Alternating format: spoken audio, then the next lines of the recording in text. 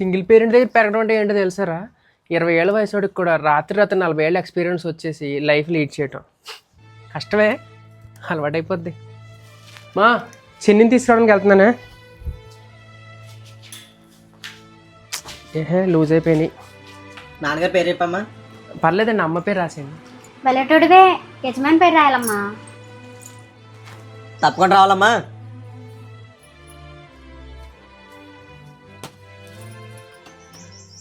నువ్వు అందరితో ఇలా గొడవలు పెట్టుకోకరా. రేపు చిన్నుకో నీకో సంబంధం కుదిరితే పీటల మీద కూర్చోవాల్సింది వాళ్ళే. అంత అవసరం వస్తే గుళ్ళో పెళ్లి చేసుకుంటాను. ఊరంతా చుట్టాలు ఉట్టు కట్టుకొని చూడలేదని పైసా పనికిరాది చుట్టాలు ఎవరు. పండక్కి షర్ట్ ఆర్డర్ పెట్టుకుని వేసుకుని పెట్టినారే.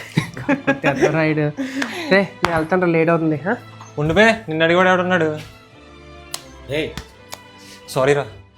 అమ్మా డాడీ ఈ ఎఫ్డీలు కట్టడం, బ్యాంక్లో స్కీములు తీసుకోవడం అలాంటివి ఏమైనా చేశారా? చేసి ఉండకపోవచ్చు. కొన్ని చిట్టీలు ఏమైనా కట్టారా? ఏమోరా, డబ్బులు అవి నాకేం చెప్పలేదు. ఏ చిన్నికి ఫీజు కట్టాలి, నేను చూసుకుంటానులే, నువ్వేం టెన్షన్ పడకు. చే నాకేం అక్కర్లేదు, నువ్వే తిను.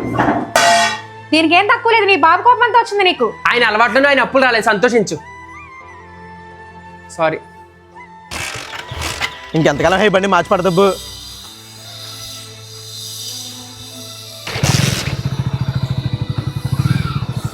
ఈ అమ్మ కానీ నాన్న కానీ లేని వాళ్ళు ఎంతమందిలో ఉన్నా సరే సింగిల్గానే ఫీల్ అవుతారా. ఆ గ్యాప్ ఎలా ఫీల్ అవుద్దో తెలుసా? మళ్ళీ వాళ్ళ లైఫ్లోకి ఆ అమ్మో నాన్న పిల్లలుగా వచ్చినప్పుడు